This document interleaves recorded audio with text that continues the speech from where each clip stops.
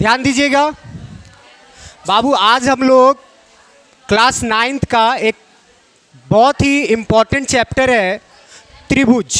कौन सा चैप्टर? त्रिभुज। उस त्रिभुज के चैप्टर को आज स्टार्ट करेंगे हम लोग, ठीक है, जो कि आपके लिए बहुत ही इम्पोर्टेंट है।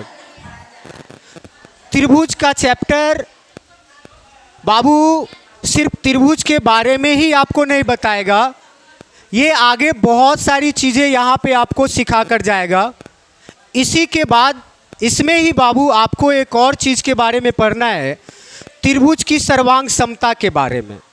दो त्रिभुज कैसे सर्वांग सम होते हैं उसके बारे में हम लोग को पढ़ना है। लेकिन उससे पहले बाबू कुछ त्रिभुज के बारे में हम लोग को जानकारी ले लेना है। उसके बाद हम लोग क्या करेंगे, उसके बारे में पढ़ेंगे त्रिभुज के सर्वांग समता के बारे में, कि दो त्रिभुज कितने तरह से सर्वांग सम हो सकते हैं। ठीक है, तो चलिए सबसे पहले बाबू हम लोग त्रिभुज किसे कहते हैं इसको समझते हैं। त्रिभुज क्या है? तीन भुजाओं से घिरा हुआ एक क्या है? क्षेत्र है। त्रिभुज बाबू तीन भुजाओं से घिरा हुआ एक क्षेत्र है। तो हम लोग क्या कह सकते हैं कि त्रिभुज तीन भुजाओं से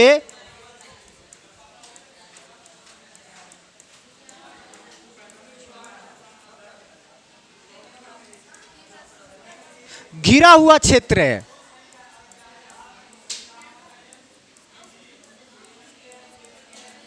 ठीक है, जैसे देखिए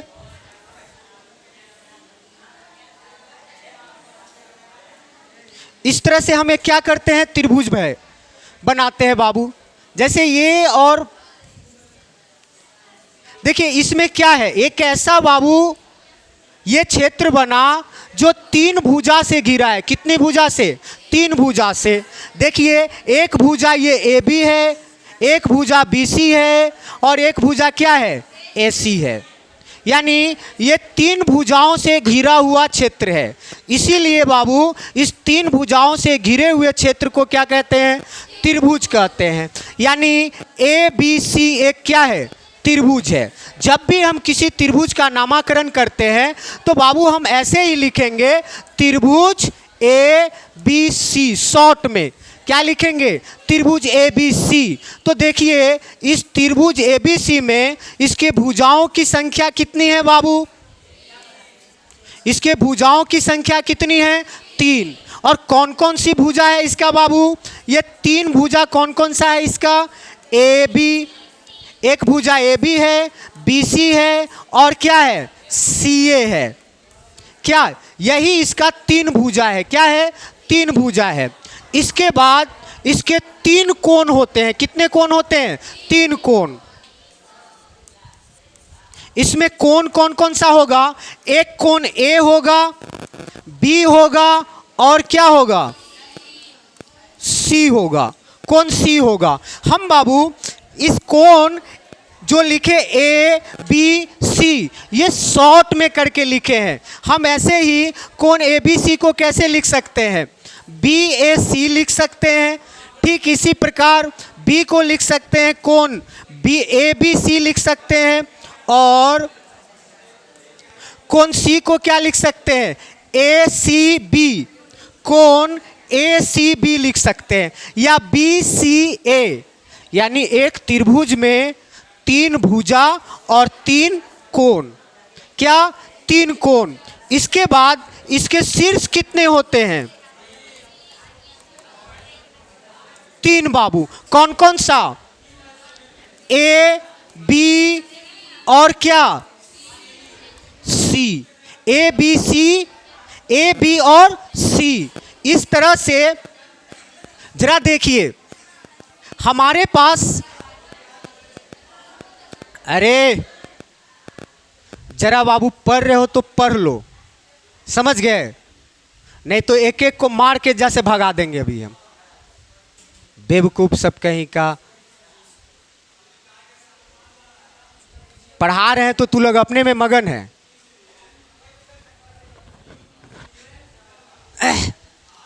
पता है पढ़ाई किसके लिए सबसे ज़्यादा इंपॉर्टेंट होता है? जिसके पास कोई उद्देश्य होता है बाबू, कुछ करने का क्या होता है, जज्बा होता है। जिसके पास कुछ करने का जज्बा ही नहीं हो है बाबू, उसे कितना भी मन लगा के क्लास में पढ़ा दो ना, उसको पढ़ने में मन नहीं लगेगा। हम चिल्लाकर पढ़ाएंगे और आप लोग बाबू अपने में बात करिए, तो हो गया पढ़ाई आपका।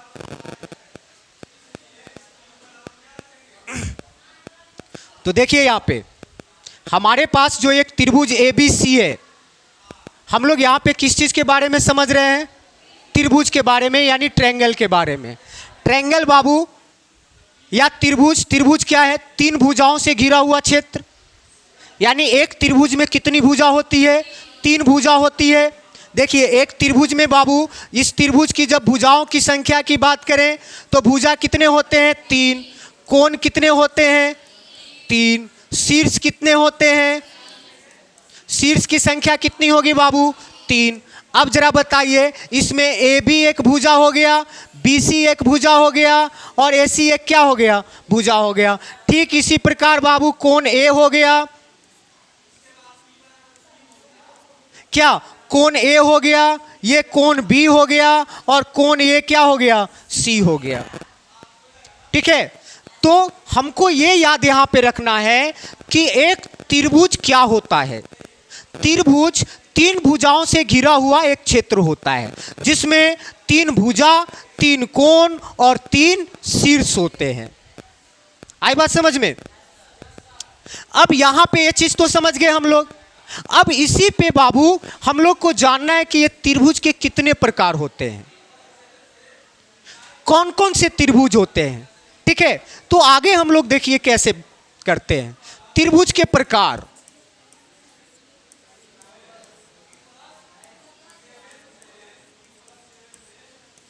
त्रिभुज के प्रकार, त्रिभुज को हम लोग बाबू त्रिभुज के प्रकार कहें या त्रिभुज का वर्गीकरण कहें, हम लोग त्रिभुज का वर्गीकरण ही लिख लेते हैं।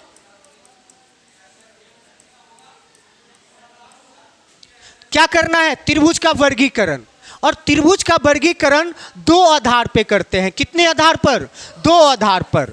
एक बाबू हमारे पास भुजा के आधार पर, किसके आधार पर, और दूसरा किसके आधार पर, कोण के आधार पर।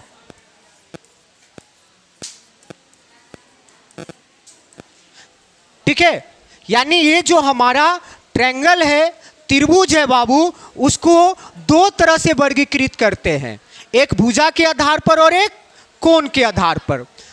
ठीक है, सबसे पहले देखिए भुजा के आधार पर त्रिभुज के प्रकार।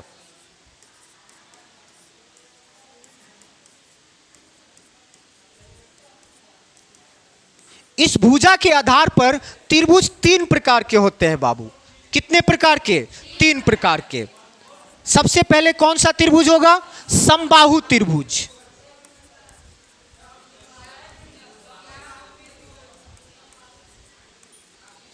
दूसरा क्या होगा, समद्विबाहु।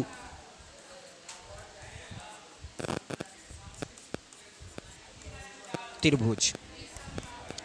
तीसरा क्या होगा,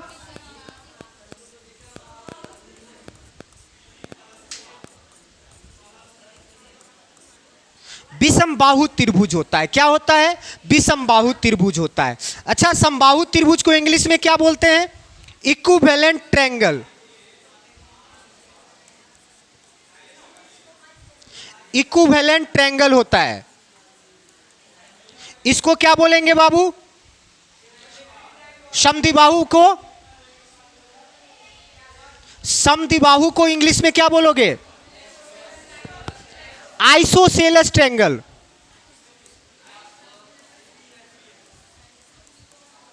आइसोसेलेस ट्रायंगल क्या है, आइसोसेलेस ट्रायंगल होता है।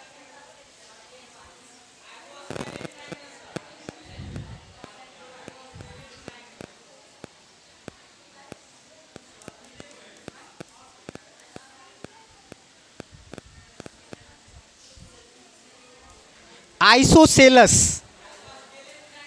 हाँ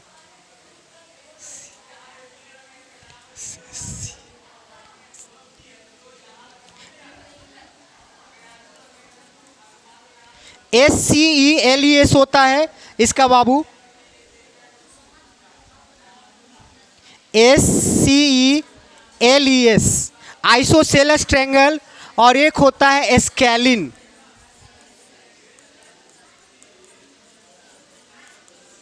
ट्रायंगल।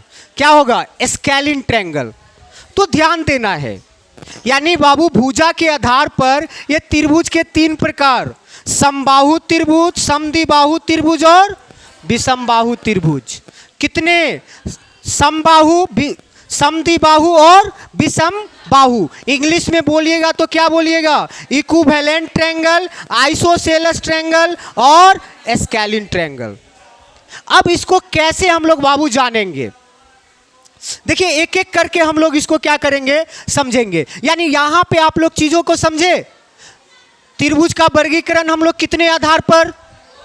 हाँ, दो आधार पर बाबू। त्रिभुज का वर्गीकरण दो आधार पर, एक भुजा के आधार पर और एक कोण के आधार पर। भुजा के आधार पर त्रिभुज के दो प्रकार, तीन प्रकार होते हैं। कितने प्रकार होते हैं? तीन प्रकार। एक कौन सा? समबाहु, समद्विबाहु और विषमबाहु, यानी इक्विवेलेंट, आइसोसेलस और स्केलिन। ठीक है, चलिए अब बाबू ठीक इसी प्रकार हम लोग कोण के आधार पर करते हैं। किसके आधार पर?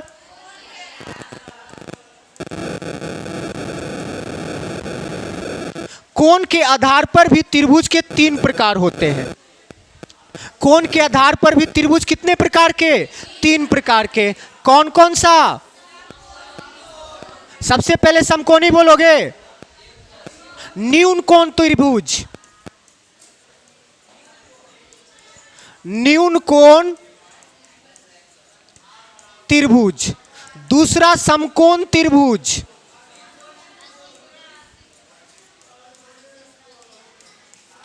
और तीसरा क्या हो जाएगा बाबू आपका? अधिक कोण त्रिभुज।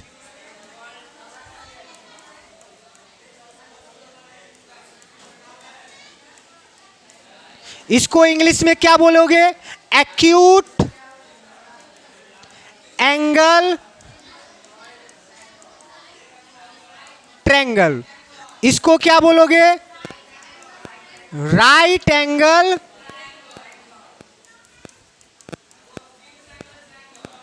ट्रायंगल।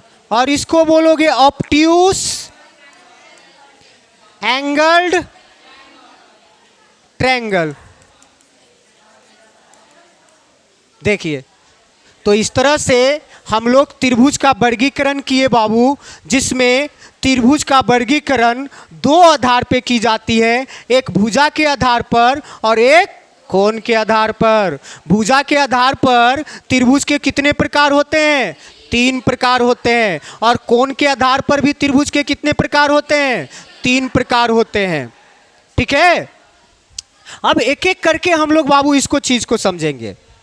यानी त्रिभुज का जो ये छेद हम लोग है, उस सबको एक एक करके बाबू पढ़ेंगे। जिसमें सबसे पहले हम लोग ये जो लिखे हैं किसके आधार पर?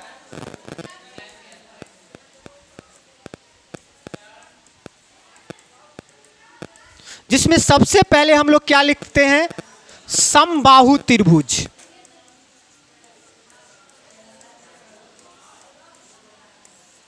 यानी इक्विलैटरल ट्रायंगल। देखिए इसको क्या कहेंगे? जिस त्रिभुज की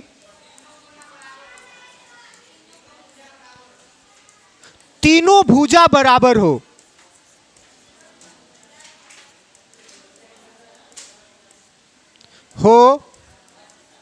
उसे समबाहु त्रिभुज कहते हैं।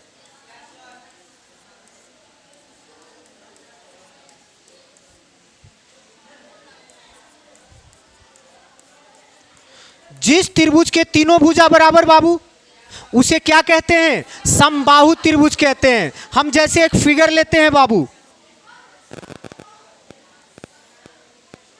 मान लिया जाए ए बी सी एक त्रिभुज है। ए बी सी एक त्रिभुज है। मान लेते हैं कि बाबू ए बी बराबर बी सी अब बराबर क्या है? ए सी। तो कह सकते हैं कि त्रिभुज ए बी सी में, त्रिभुज एबीसी में क्या है? ए बी बराबर बी सी अब बराबर सी ए, यानी त्रिभुज ए बी सी की तीनों भुजा बराबर है। तो बताइए कि त्रिभुज ए बी सी एक समबाहु त्रिभुज होगा?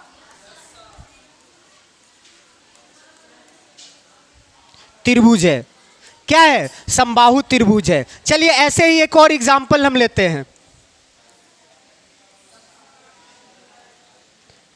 पी क्यू आर, इसको 4 सेंटीमीटर, ये भी 4 सेंटीमीटर और ये भी 4 सेंटीमीटर। बताइए इस त्रिभुज पी क्यू आर में, त्रिभुज पी क्यू आर में बाबू देख सकते हैं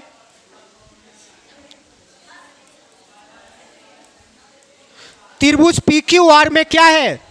हम कह सकते हैं बाबू कि पी क्यू बराबर क्यू आर बराबर पी आर, कितने के? 4 सेंटीमीटर के बराबर। तीनों भुजा बराबर है। जब तीनों भुजा बराबर है तो बताइए पी क्यू आर कौन सा त्रिभुज होगा? पी क्यू आर, देयरफॉर त्रिभुज पी क्यू आर एक समबाहु त्रिभुज है। क्या है? समबाहु त्रिभुज है बाबू। क्या है? समबाहु त्रिभुज है।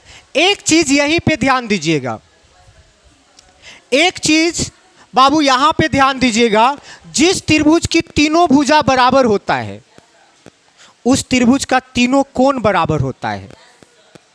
उस त्रिभुज का तीनों कोण क्या होता है? बराबर होता है। अब मतलब जब हम बताएंगे त्रिभुज के तीनों कोण का 180 डिग्री होता है, योग जो होता है त्रिभुज के तीनों कोणों का योग 180 डिग्री के बराबर होता है। तो यहीं से बाबू हम लोग समबाहु त्रिभुज का प्रत्येक कोण 60 डिग्री के बराबर होता है। कितने डिग्री के बराबर? समबाहु त्रिभुज का प्रत्येक कोण 60 डिग्री के बराबर होता है। यानी कह सकते हो कि त्रिभुज एबीसी में कोण ए बराबर कोण बी बराबर कोण सी कितने डिग्री के? 60 डिग्री के। कितने डिग्री के बराबर होगा? 60 डिग्री के बराबर होगा। आई बात समझ में? समबाहु त्रिभुज समझे आप लोग? समबाहु त्रिभुज बाबू उस त्रिभुज को कहते हैं जिसकी तीनों भुजा क्या होती है? बराबर। यानी जिस त्रिभुज की तीनों भुजा बराबर होती है उसको कौन सा त्रिभुज कहते हैं? समबाहु त्रिभुज कहते हैं।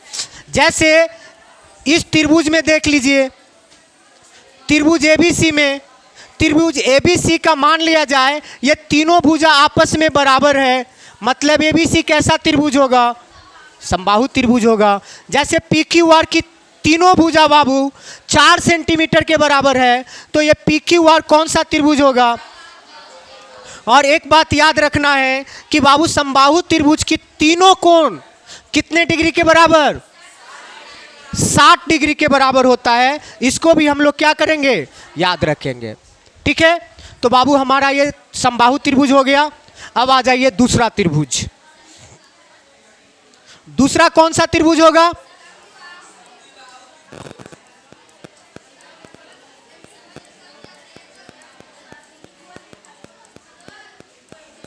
समद्विबाहु। समद्विबाहु यानी आइसोसेलस ट्रायंगल। आइसोसेलस बाबू इसमें कहता क्या है कि जिस त्रिभुज की दो भुजाएं, कोई भी दो भुजा बाबू आपस में बराबर होगा। जिस त्रिभुज की कोई दो भुजा आपस में बराबर होगा वो कौन सा त्रिभुज होगा? समद्विबाहु त्रिभुज होगा। तो क्या लिख सकते हैं? जिस त्रिभुज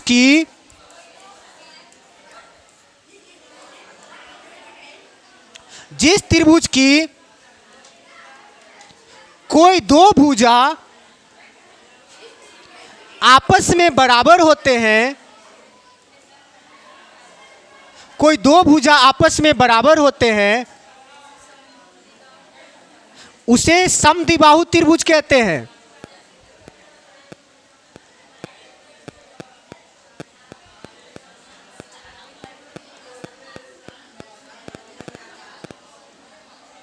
आई बात समझ में? जैसे देख लीजिए मान लिया जाए हमारे पास ये त्रिभुज है और त्रिभुज कैसा है, ए बी सी। मान लिया जाए कि ए बी बराबर किसके, ए सी के। ए बी बराबर किसके, ए सी के। तो कह सकते हैं कि त्रिभुज ए बी सी में, त्रिभुज ए बी सी में ए बी बराबर है किसके बाबू, ए सी के। ए बी बराबर किसके है, ए सी के। तो बताइए त्रिभुज ए बी सी कौन सा होगा, त्रिभुज ए बी सी एक समद्विबाहु त्रिभुज होगा।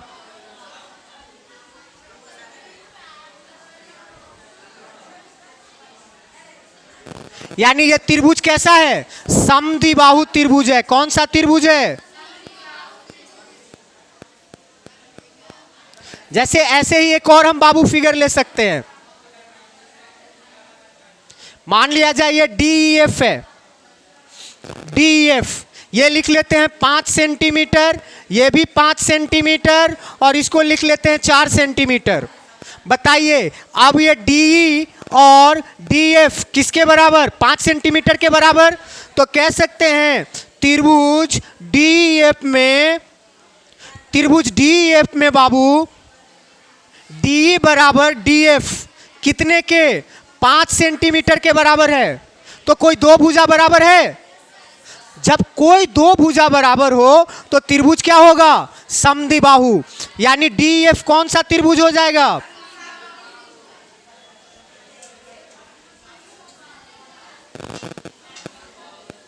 समद्विबाहु त्रिभुज है। आई बात समझ में। अच्छा एक बात बताइए, क्या सिर्फ यही दो भुजा बराबर रह सकता है, क्या सिर्फ यही दो भुजा बराबर रह सकता है, बिल्कुल भी नहीं बाबू। हम क्या लिखे हैं, कोई दो भुजा। तो कोई दो भुजा का मतलब क्या हो जाएगा,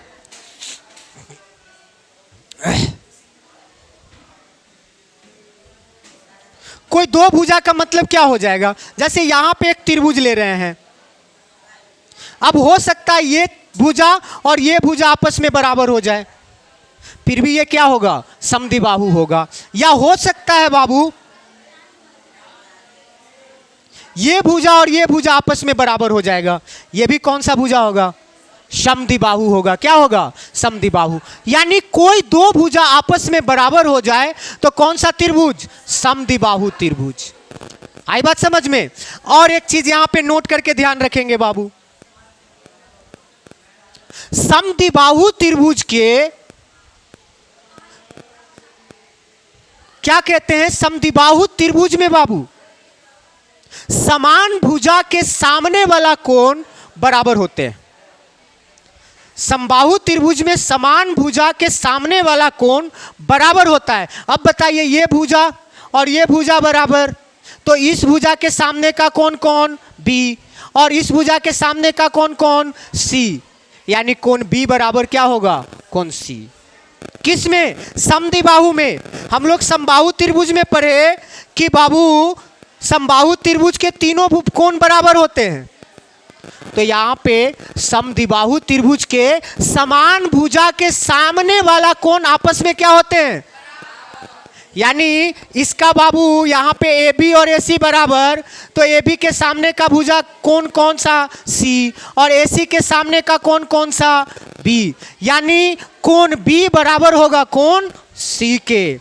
तो मान लिया जाए हम ऐसे भी कह सकते हैं, तो यहां से इसमें बाबू जरा गौर से देखिएगा, इसमें ये भुजा और ये भुजा बराबर, तो इस भुजा के मान लिया जाए डी एफ लिख लेते हैं।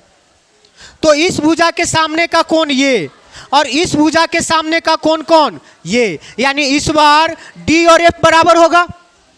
ठीक इसी प्रकार यहां पे पी क्यू आर लिख लेते हैं। तो जरा गौर से देखिएगा कि बाबू इसके सामने का कोण ये और इसके सामने का कोण क्या, ये। जब आप भुजा बदलेंगे, जब भुजा बदलेगा और वो बराबर होगा तो उसका कोण भी अलग अलग बराबर होगा। आई बात समझ में। हम लोग बाबू त्रिभुज को देखेंगे कि कौन सी दो भुजा आपस में बराबर है, तो उसकी जो सामने आमने सामने का बाबू जो, यानी क्या कहेंगे, सामने का जो कोण होगा वो बराबर होगा। आई बात समझ में, समझ रहे हो इसको। चलिए, इसके बाद एक आपका एक और त्रिभुज बच गया है, वो क्या है? विषम बाहु त्रिभुज। तो इसको भी हम लोग देख लेते हैं।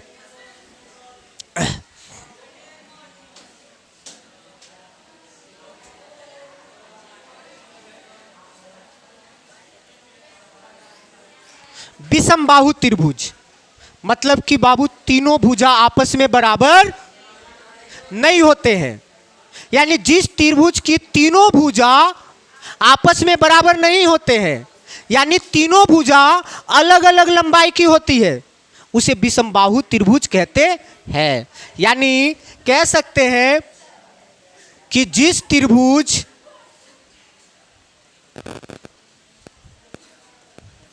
की कोई भी भुजा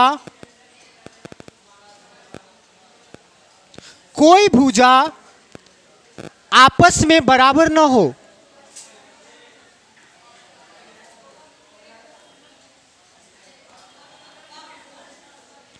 उसे विषम बाहु त्रिभुज कहते हैं।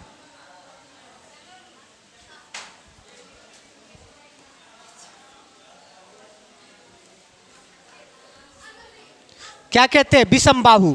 यानी जैसे ये एक त्रिभुज है ए बी सी, मान लिया जाए बाबू ना तो ए बी बराबर है बी सी के और ना बी सी बराबर है किसके? ए सी के। तो बाबू कोई भुजा आपस में बराबर नहीं है। यानी त्रिभुज एबीसी में A B not equal to B C not equal to C A, यानी त्रिभुज एबीसी की कोई भी भुजा आपस में बराबर नहीं है। तो बाबू त्रिभुज एबीसी कौन सा त्रिभुज हो जाएगा? एक विषम बाहु त्रिभुज है। यानी ये कैसा त्रिभुज हो जाएगा? विषम बाहु, यानी स्केलिन ट्रायंगल। कौन सा ट्रायंगल? Scalene triangle. आई बात समझ में? अब ऐसा ही बाबू अगर हम लोग यहां से ऐसे ले लेते हैं, ये 3 सेंटीमीटर, ये 4 सेंटीमीटर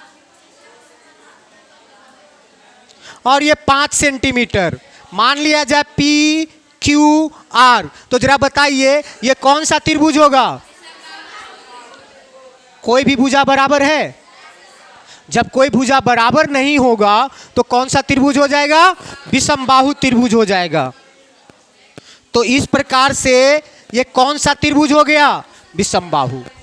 आई बात समझ में? और विषम बाहु त्रिभुज का कोई भी एंगल भी आपस में बराबर नहीं होता है। तो इस तरह से आज हम लोग बाबू केवल पढ़े भुजा के आधार पर त्रिभुज के प्रकार। क्या? भुजा के आधार पर त्रिभुज के प्रकार। भुजा के आधार पर त्रिभुज 3 प्रकार के। कौन कौन सा? समबाहु, समद्विबाहु और विषम बाहु। समबाहु में बाबू त्रिभुज के तीनों भुजा आपस में बराबर होते हैं। समद्विबाहु में त्रिभुज के कोई 2 भुजा आपस में बराबर होता है और विषम बाहु में त्रिभुज की कोई भी भुजा आपस में बराबर नहीं होता है। कल के क्लास में हम लोग भुजा के आधार पर त्रिभुज के प्रकार पढ़ेंगे और भी बाबू त्रिभुज का कुछ अनुप्रयोग है, उन सबको बाबू कुछ गुण है उसका, उन सबको हम लोग क्या करेंगे? पढ़ेंगे। आई बात समझ में? चलिए, लेकिन हाँ एक और चीज बाबू, आपका ये वीडियो जो है YouTube पे अपलोड हो जाएगा, ठीक है? आप लोग YouTube पे जरूर, मान लिया जाए नहीं समझ में आता है, आप बार बार इसको देखो। क्या है? बार बार इसको देखिए, समझ गए? ठीक है? पहली बात तो आप देखोगे तभी बाबू जब आप YouTube को सब्सक्राइब किए होगे, और नहीं जो सब्सक्राइब किए होगे बाबू वो कैसे देख सकते हो? तो पहला काम है जाके YouTube को सब्सक्राइब करिए, ठीक है? चैनल को सब्सक्राइब करो और उसके बाद जो वीडियो डाले हैं उस वीडियो को देखिए। अब यहाँ से आपके एक एक क्लास का वीडियो हम क्या करेंगे? आपके चैनल पे बाबू हम अपलोड कर देंगे और आप जाके उसको क्या कर सकते हैं? देख सकते हैं, बार बार रिवाइज कर सकते हैं, जिससे आप बाबू क्या होगा? आप भूल नहीं पाओगे। ठीक है? तो आज को क्लास को यही रहने देते हैं, बंद कर दो।